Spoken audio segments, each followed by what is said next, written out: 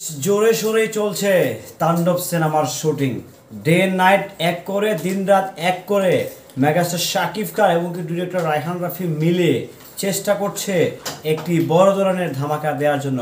কারণ বরবাদ যে শিক্ষা দিয়ে গেছে ইন্ডাস্ট্রিকে, সেই শিক্ষা থেকে উত্তরার জন্য নতুন উপায় খুঁজছে পরিচালক রায়হান রাফি। রাত আর দিন নেই, অগন্তি বাজেট নিয়েই কিন্তু হচ্ছে তাণ্ডব সিনেমার শুটিং। হ্যালো এভরিওয়ান, আসসালামু আলাইকুম। শিমুল আছি আপনাদের সঙ্গে। কেমন আছেন সবাই? আশা করি সবাই খুব ভালো আছেন। আলহামদুলিল্লাহ আমিও ভালো আছি। তাণ্ডব, মেগাস্টার শাকিব খানের কুরবানি ঈদের সিনেমা তাণ্ডব। আপনারা জানেন বরবাদ এই রোজার ঈদে এখন পর্যন্ত টিল নাও ভয়াবহ তাণ্ডব চালিয়ে যাচ্ছে দেশ জুড়ে। শুধু তাণ্ডবই চালাচ্ছে না, এমনভাবে বরবাদে চালাচ্ছে, মানে ছিন্ন বিচ্ছিন্ন করে দিয়ে যাচ্ছে শাকিব খানের বরবাদ। এই বরবাদ থেকে উতরানোর জন্য, বরবাদকে ওভারটেক করার জন্য কিভাবে কি করা যায়, সেই জন্য দিন রাত এক করে দিয়ে অক্লান্ত পরিশ্রম করছেন রায়হান রাফি ও আমাদের মেগাস্টার শাকিব খান। আপনারা জানেন বরবাদ সিনেমাটি মানে একদম সমারোহে সারা দেশে এখন পর্যন্ত চলছে 121টি প্রেক্ষাগৃহে। মোটামুটি এই মুক্তির 17 দিন পরে এসেও জাস্ট ওয়াসাম সেল দিচ্ছে, যেটা আসলে দেশীয় সিনেমার ক্ষেত্রে কল্পনা করাই মুশকিল। সো সেই জায়গা থেকে বরবাদের যে ঝড়টা চলছে, সেই ঝড়টা দেখে মোটামুটি না বেশ ভালোভাবেই মনে হয় ধাক্কা খেয়ে গেছে তাণ্ডবের টিম।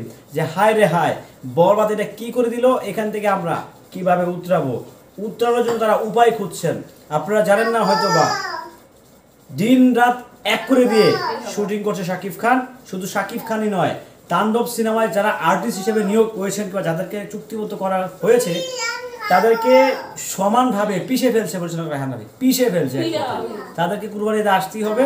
শুধু আসলেই হবে না, কারণ বরবাদ যে ধাক্কাটা দিয়ে গেছে, বরবাদ যে ঝড়টা চালাচ্ছে বাংলার মাটিতে, সেই ঝড়টাকে কাটিয়ে দেওয়ার জন্য কিভাবে ঝড়টাকে উতরানো যায়, সেই ডিফারেন্ট একটা ওয়ে খুঁজছেন পরিচালক রায়হান রাফি।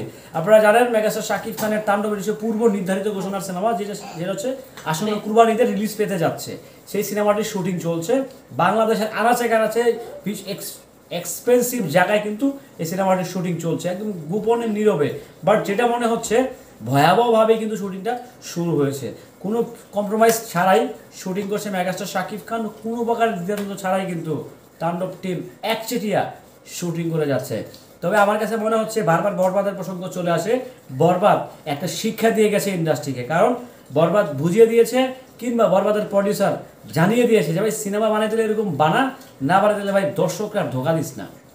একদম ট্রু, এটা সত্যি কথা, এটা প্রমাণিত কথা যে একদম ভাই বরবাদ পুরো ঝামেলা পাকাই দিয়ে গেছে, ইন্ডাস্ট্রিটাকে পুরো একদম মেসা বানাই দিয়েছে। যে যেই সিনেমা দিছে বরবাদ, এরপরে আসলে মানে আমি জানি না এরপরে কি আদৌ ওই লেভেলের সিনেমা আমাদের ইন্ডাস্ট্রিতে আসবে কিনা। অবশ্যই আসবে, ডেফিনেটলি আসবে, কেন আসবে না।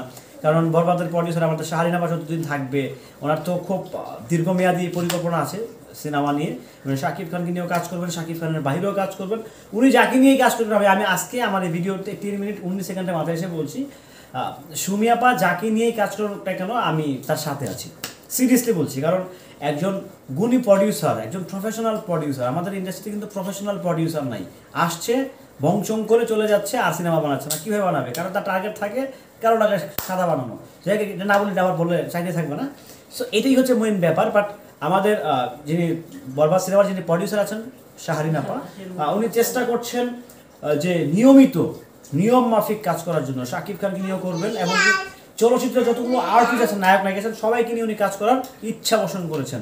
সো দেখা যাক, আমরাও দেখতে চাই। আর তাণ্ডব, আমরা চাই তাণ্ডব বরবাদের রেকর্ডটা ভেঙে দেখ। আর বরবাদ যেভাবে চলতেছে ভাই, আমি বারবার তাণ্ডবের ভিডিওতে বরবাদের কথা বলছি। বরবাদ যেভাবে চলছে ভাই, যেই খেলা দেখাই যাচ্ছে বরবাদ, আমি জানি না বরবাদের শেষটা কোথায়। আমি জাস্ট এতটুকুই বলি যে আমি আসলে জানি না সিরিয়াসলি বরবাদের শেষটা আসলে কোথায়। সবাই ভালো থাকবেন, সুস্থ থাকবেন। ভিডিওটি কেমন ছিল অবশ্যই কমেন্ট করে জানাবেন। শাকিব ভাই আপডেট পেতে সঙ্গেই থাকবেন। আল্লাহ হাফেজ।